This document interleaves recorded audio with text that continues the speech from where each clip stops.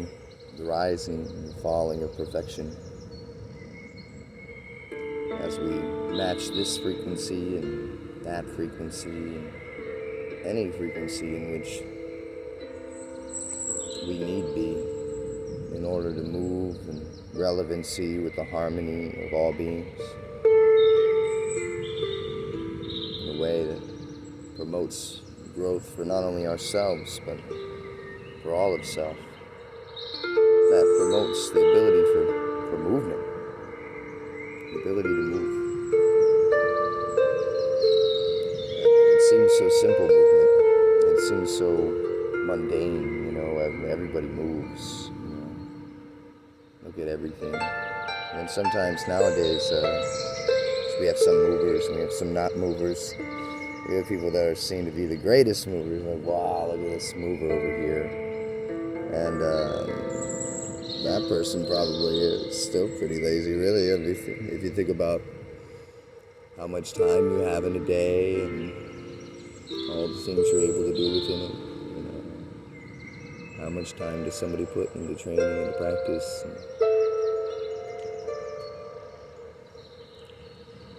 It's funny, the laziness that we talk about, sometimes we're just so lazy that we don't take time to learn. And so we believe we're doing something right, and we're doing it hard. And we're working harder, not smarter. I remember when I was a kid, first starting out my jobs in life, the work world, and they would tell you, work smarter, not harder. And this is a beautiful mantra, actually. I mean, if you strive for efficiency in this way, a lot can really come from it. Eventually, if you relate this to your life, working smarter, not harder, then maybe it is that you will find yourself always moving towards the path of least resistance. If you find yourself doing this, then it's sure that you've come to some amazing place and realization in yourself to where you're really ready to integrate such an amazing understanding, about effortless flow, the path of least resistance, the noticing that you're somewhere really amazing. You see, a lot of people are in places to where they don't notice that they're riding that path, but they all are. It may not be noticeable from wherever we are, a lot of resistance may be happening.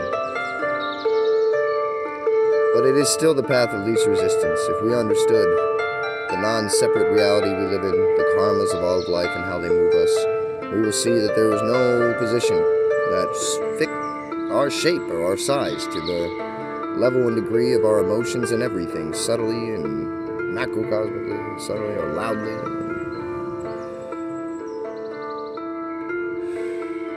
That those frequencies, that those chord shapes, that those feelings and experiences that were occurring were the shapes of us moving through a space that is not at all separate from itself. And so we move with the shape of our body, the shape of our sphere. We move with the shapes of our energies, the shapes of ourselves in really amazing manners. This form is much more solid, like the truth of myself. It could not be changed easily, this form. It's here for a certain amount of time. Everything is here for a certain amount of time, and their form reflects the amount of time that they'll be here. Each person has this full reflection given to them, each being.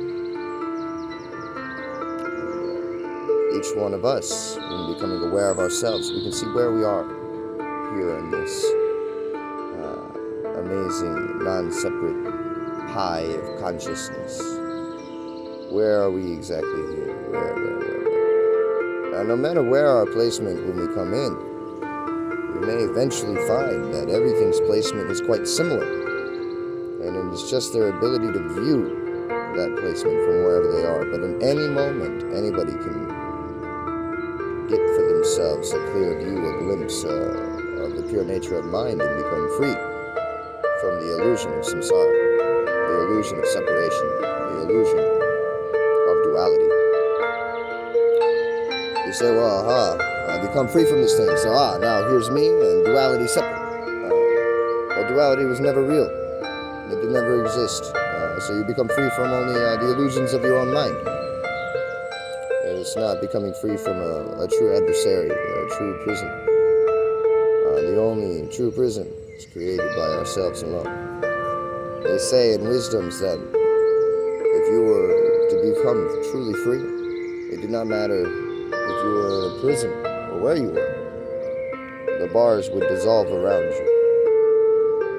And so the way said to do this was by Neville Goddard, who I read, The Law of Attraction again, and to match the frequency. So you would have to come into the audacious, the advantageous, the adventurous, the fantastic idea that you're already free, that all things are already free. You see, you'll never be free unless you can see them to be. You'll never be free if you can't release yourself, loose yourself, your judgment. So many things we judge, like me. I'm naked here in my flesh, in the suit I was born inside of. And here I feel the energy of all the earth go against my skin, against my flesh. I feel it pass me by. I feel it to the smallest degree of measurement now. I move with myself in utter efficiency. I have no drag, just my beautiful hair. And even my hair, I like to brush it so that it's much more fluid with all that's around it. Then it seems like it really builds the energy, in a big way. As I sat here today, I sat here thinking, feeling really, about my neck and about my body and about my life and about the flow of energy that's been this channel, this video, with Ray, Dayton, with whoever. And seeing myself, seeing my aches and my pains, seeing all kinds of things been coming back deep into my practice, and remembering what it's like, to not have friends come around, to not have people come by. That in those times, there'd be not much more to do but to bloom my lotus. In fact, there'd be only one thing really to do in the world, is to bloom my lotus. As I bloom my lotus, I bloom the lotus of all things around me. It is the greatest thing that I could do for all beings, is rise my frequency in such a way. It's a very difficult path. It's the path of greatest ease. It's very hard for a human mind to come into such gentle softening, but to still be. It's one thing to lie limp and die. It's another thing to lie limp and live.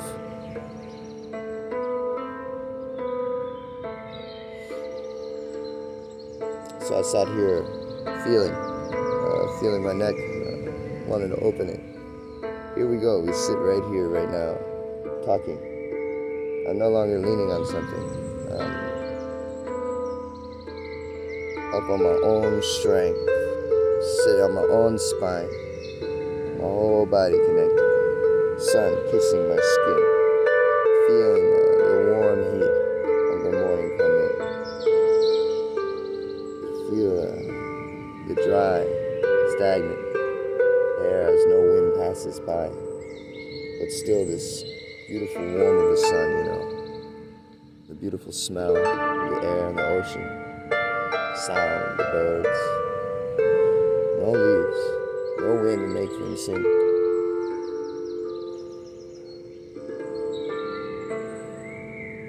I thought to myself, how it is that I could explain to myself my opening of my neck. As I began to do this just simply here to myself, I thought, maybe I should grab the phone, or maybe Ray will come over and we'll take a video this morning. Really beautiful, soft, and somber, like this music you hear, Celtic harp, they say. I can't tell. Surely it's a harp of some kind. String instrument for sure.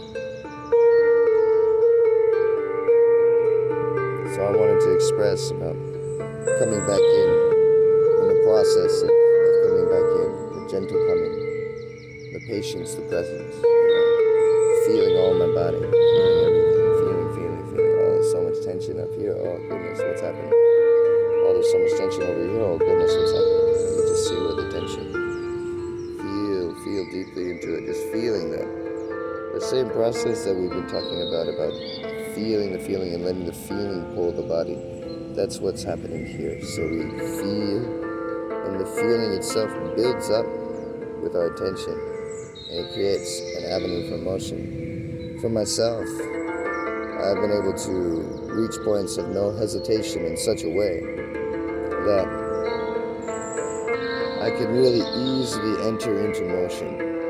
I enter into the feeling, and the feeling begins, and the feeling immediately can begin body motion. Now, it does not mean that it always will do this, as sometimes the point has reached its farthest stretching. And so that means my energy body, when it comes to my physical expression, has expanded itself outwards to the full extent of its expanse, in whatever direction it is that I happen to be leaning at that time. Now, that's really what I need to be doing. As I feel my body, as I feel my energy signature, I can feel what has feeling and what does not have feeling. And so I can open the rest of the feeling by moving the feeling into the rest of the body that has dormant feeling. And so I'll do this very gently, very easily, not forcing, because sometimes I do try to force it, and that's okay. There are ways to accelerate the energy to where it seems like a great amount of force is being used, but really it's the greatest subtlety in the very smallest breath that's moving that body, and so there's no force happening. And so, but I always follow into these things. If I just jump in, it's very possible. But how far do we have to go? It's nice to ease and ease and ease, especially when you've not done it for a very long time. For me, I like to do these things all day, every day. Very precise you get when you get into these syllable structures of the moment. Very precise. So with all of the body, you become so patient, so subtle. Just really feeling. Maybe you never move at all. You look like a weirdo. It seems like there's no progress being made. But if you began a motion and you followed that motion and it simply came to a natural pause on its own, you haven't changed anything, then that motion's still moving and it's just waiting. It may even change direction, but whatever it is, there was no motion more capable in that original motion direction. And so now it's rearranging itself to either provide more motion in that direction or direction in another avenue. And as long as we keep ourselves versatile, then that motion will always be able to be followed through in whatever curvature. Even if we were to direct motion, we could always rest again. Like, oh, shoot, I directed. Rest, follow that beat, follow that syllable structure, and may go back into the previous syllable structure that we're wishing to reattach to, but we have no reason to try to reattach. Whatever's happening right now, wherever we are, is absolute perfection. There's no better place than wherever we are, no matter where we are. Okay, we were on this channel, it seemed like we were going up in this way, and then, oh no, now we're here. But that's perfect. Wherever we are, perfect, here we are. What do we do with these things? And so for me, I look at all my past, I see, what did I do wrong? What did I do right? What could I have changed? I have contemplation about these things. Obviously, there's no regret. There's no way to go back. There's no way to change.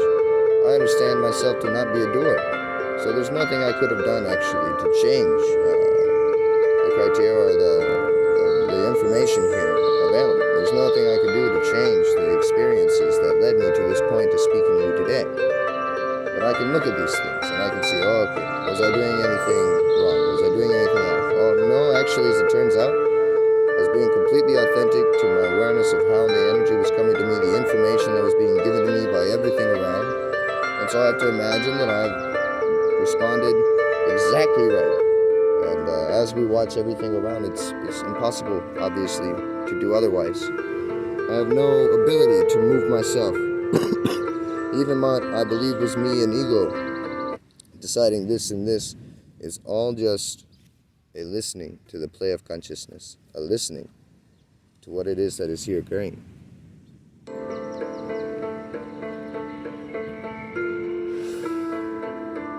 And so the listening creates all kinds of agitations and all kinds of motions. But even when I become strangely agitated in nervousness, this is still not me doing this, but I am observing this. And so I'm able to dialogue this, articulate this, refine this, and transmute this. And so these things come to me to see, so that I am able to express about these things. Because how would I know? Why would I express about it otherwise? I would not know of these things. I had to experience them directly. And so I've been through all kinds of experiences, all kinds of shadow, in order to be able to transcend these parts of myself and then help other parts of myself transcend these things too, through the sharing of that experience, that we don't all have to have these very unique reflections come to them, that some of us are given unique reflections to share.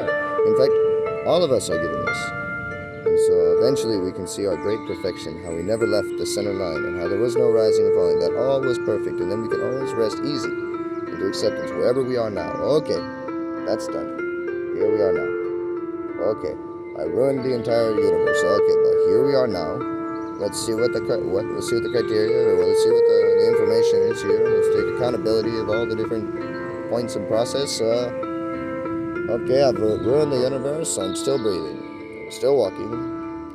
I still have my heart and my amazing purpose to be for the benefit of all beings everywhere without one exception. Okay. So, I just always do my best, like the 4 agreements. I don't take myself even personally. Don't make assumptions. I don't have to with myself. I'm very honest with me. I know what I'm doing. I know why I did what I did, and I know what's going on. Luckily for me, I know that my intention's always true and that I'm learning. And so I apologize if there's any need. And I continue moving. I'm humble in that way. That is okay. Don't worry. If I say I'm sorry, I do not think of myself as negative or bad. I'm not in a down or lowly way. I am simply being polite in a way that shows you that I care about you and that I have compassion for you and your personal self, and I could understand how that would not be nice to receive that from another being. Also, I can understand how you can be in the wavelength and focus that is transcending to the judgment of another, to where there's no need. And then upon your specificity of that being a requirement or not being a requirement, then, I can mold in harmony with you, but in a way that shows you I've had respect for your being. And no, it be not necessary always to do such a thing, but I do have respect for myself in such a way to where I constantly always radiate this type of prono nature to all that comes to me, and all that will go away from me. I treat everybody equally. Ask me. I love you unconditionally, forever and always. I am tough, and I am hard, and I am harsh with me, and I am serious, and I do not like myself looping myself, and I get quick on myself to make sure that I don't lead myself into pools of suffering and ignorance, and also confuse and mislead others around me. So, you'll see me being very much the astute guardian and teacher and parent of myself, along with the child, playful nature of the sweet one, Very gorgeous.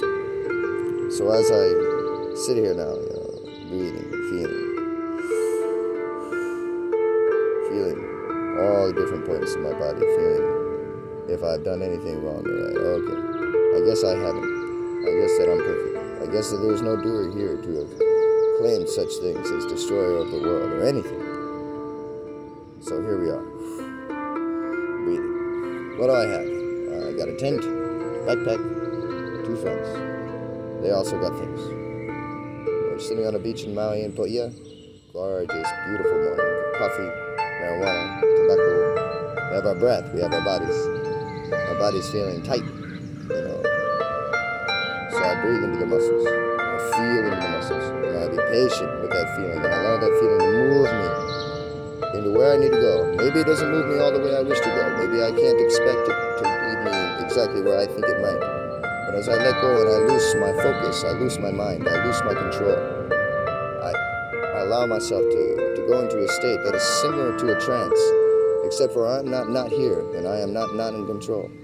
I am the one choosing to surrender. I am the one choosing the no control, which gives me the greatest form of control I ever experienced, as I ride the entirety of the moment, and all that is, the non-separate consciousness that exists around me, moves around me as mountains, and moves me with the strength of themselves, all of the air and the waves of energy, all of the waters of the mountain, of the moment, and they all cradle me, then show me and lead me, and bring me through me. They show me the channels of least resistance that can move me into the polishing of my mirror and the polishing of my consciousness and the realization deeper of myself, that I can radiate that deeper to all of self, all of enlightened mind, just through genuinity, just through being, actually. Not for any intention to change, but unconditionally loving, not in the way of loving it for its wrongness, even though there could be wrongness, and I would still. But there is no real wrongness, but they are absolute perfection, and they are not doers, and that I see them. Ah, hello Buddha, how are you? Ah, you are playing this character for the benefit of us all. Do you know that you are playing a character? I know that if you were to find out that you are playing a character, and that you are the most amazing, enlightened consciousness, that it would settle all of your waters, and all the stories would just go away, would fizzle away, would dissolve, would dissipate. So then, how, my friend, can I help you see? I myself just surrendered, but my surrender is so strong. It is like the trust that Christians say you should have in God. It is faith, it is trust in all that is, in all of consciousness. They say I cannot label God or cannot label anything of a form or identity because it's of its boundlessness, its ineffability. Surely this is the same thing that they were speaking, but now we have lost sight because we have created images, idols, idolatry. And these images, whether it be Krishna, Christian God, or whatever it be, if the Buddha be God somehow, if we create these images separate from ourselves, greater than ourselves, and we can never align with what is ourselves. And what ourselves is truly is the most amazing, limitless consciousness, the most pure marriage of wisdom and compassion. Here we sit, embodying our true Buddha nature constantly. How amazing are we? But if we cannot see how amazing we are, we cannot see that we are this perfect Shiva. We are this perfect everything. Already, right now, as we are, without anything added to or taken from. And that everything is this, in equanimity, limitlessly, free here, sovereign. Everybody having equal right to be. And so, I give myself this. And I love the tiny ones, the little insects, the flies, the bees, the mosquitoes, any life. The weeds in my garden, the beautiful plants. Do I have right to move this rock? I don't know. I would like to know.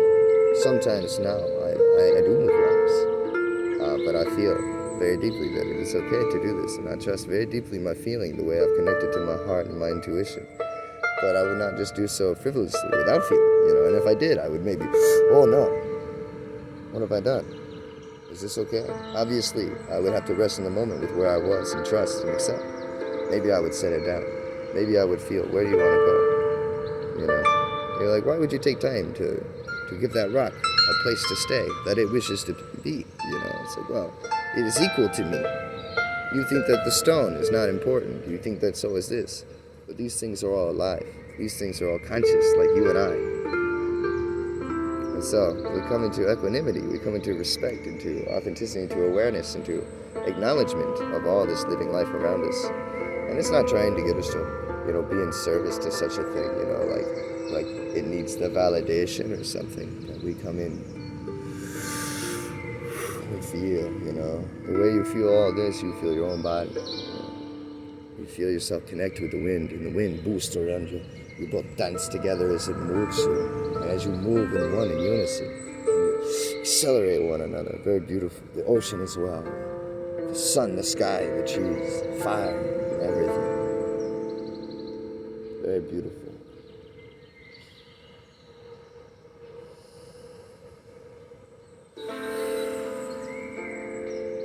It's a beautiful meditation to sit out here.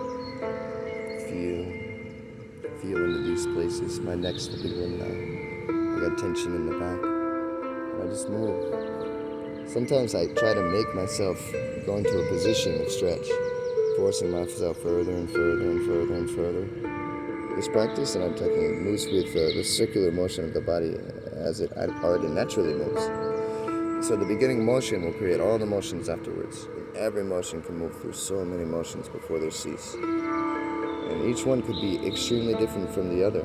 We're limitless beings. I don't know if you know what that means, but it means that any combination, especially with the amount of parts we have. Like, oh my goodness, the combinations of avenues of route and channel. So from that first point in motion, we find where all the other motion, and if everything is connected, it's very easy. We don't have to just only move that and then be like, oh, what's going on? But the whole thing can move with it. You're like, oh, okay, this moves the shoulders, this moves the head, this moves the bottom of the spine, it moves the entire spine. As I rock from one side, it rocks the other side equal. Eventually, I'll come to a place in balance where I see this, and the voice comes in from the void, the very center. Where is it going? Brings it all in. The voice, the thought, all of these things, they all stand center with the central column, and they're all here on purpose for our benefit. And eventually, we will find this, we will see this. This will be so obvious, because it's what is already. So that's what's so cool about these things, these teachings, these emotions, these flows. That we're just finding out who we are right now, not who we have to become, not who we could be, not who we are if, but who we are now, always, no matter what.